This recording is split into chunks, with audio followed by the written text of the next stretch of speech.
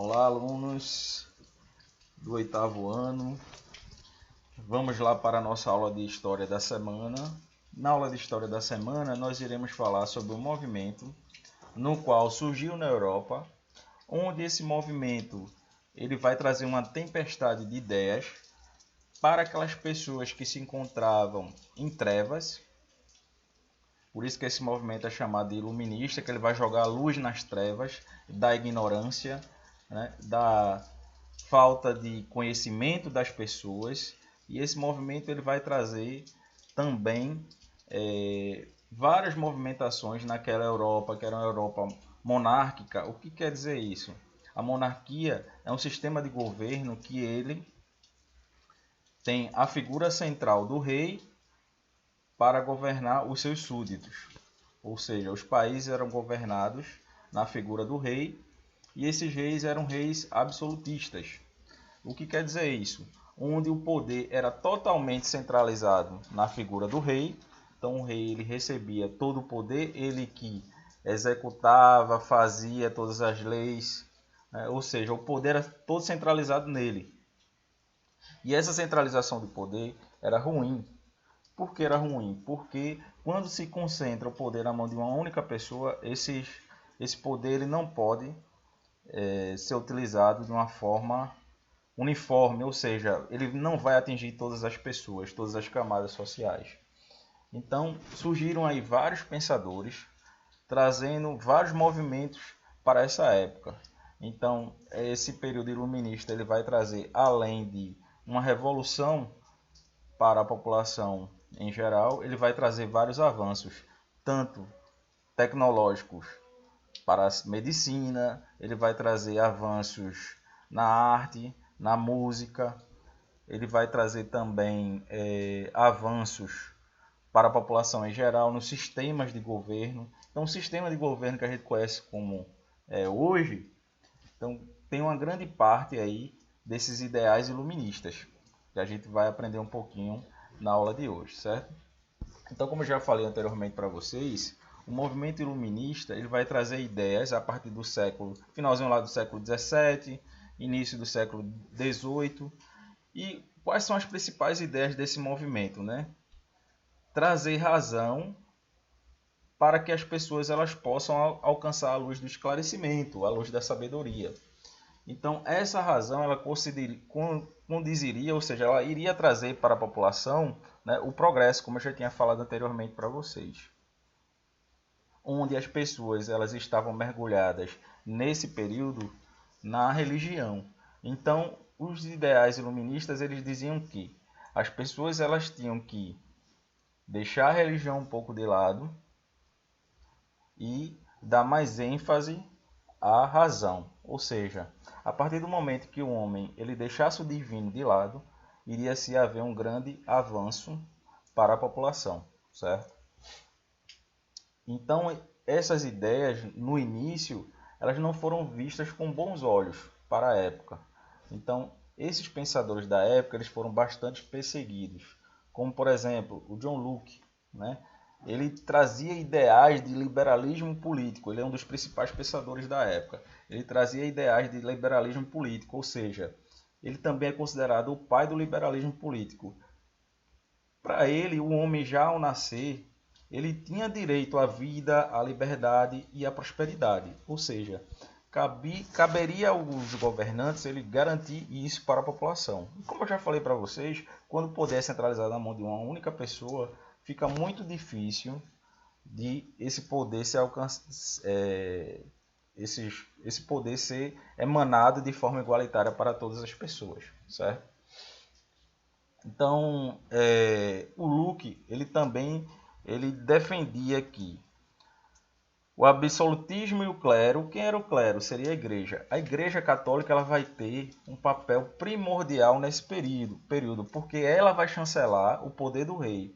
Porque naquela época da monarquia absolutista, para as pessoas, o rei, né, era um escolhido de Deus e não um escolhido do povo, certo?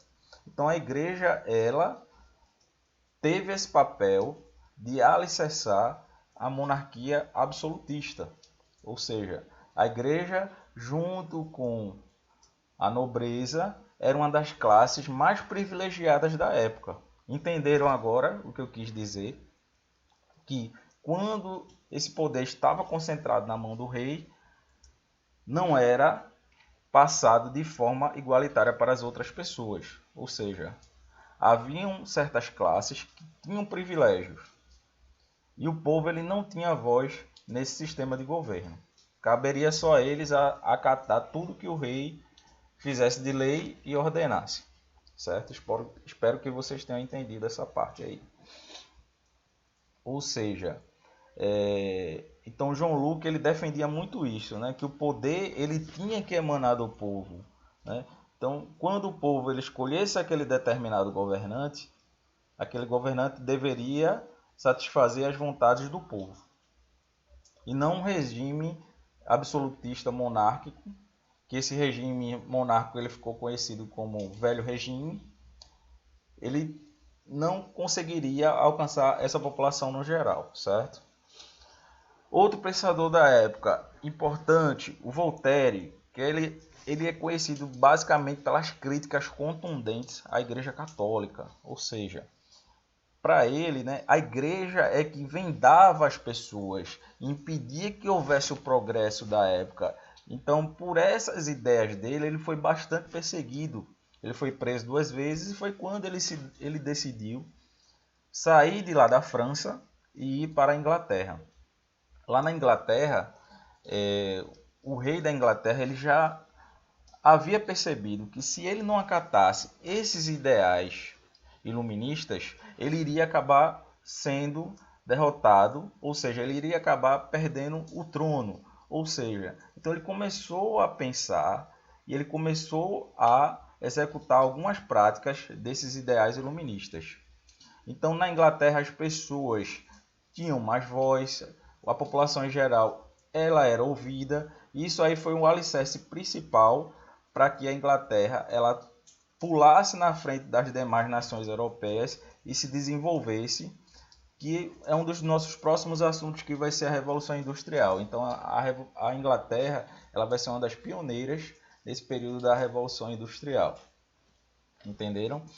Então, ou seja, o progresso a partir do momento em que eu começo a separar esses poderes e não concentrar esses poderes na mão de uma só pessoa, a gente vai ver também que as nações elas começam a se desenvolver. Então o rei lá da Inglaterra, ele era considerado um rei filósofo, apesar de não ser filósofo.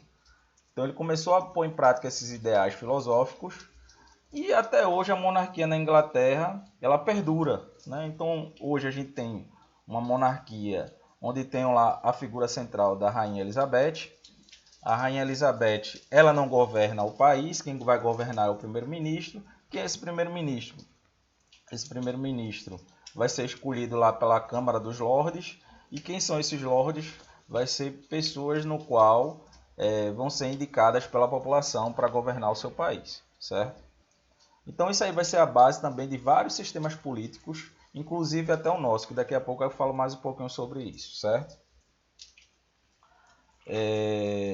Depois aí eu vou ter aí o Voltaire, ele defendendo essa separação de poderes, ou seja, para ele, se a gente separasse esse poder em 3, seria melhor. Então, ele dizia que deveria ter uma pessoa para governar o país, e essa pessoa deveria executar as leis e não elaborar as leis, como era no período da monarquia absolutista. Ou seja, eu vou ter lá um executivo que ele vai comandar o país e ele vai garantir que as leis do país elas sejam colocadas em práticas, certo? O legislativo seria o órgão que serviria para elaborar as leis, correto? E o judiciário seria um fiscalizador para ver se essas leis estão sendo cumpridas. Ele seria um agente de mediação de conflitos. Entenderam? Ou seja, ele também defendia que esses 3 poderes eles fossem autônomos. O que quer dizer isso? Que esses poderes eles não tivessem subordinado, por exemplo, ao executivo. Se eu for pegar esse exemplo hoje, quem seria o executivo hoje aqui no Brasil, professor? seria o nosso presidente, certo?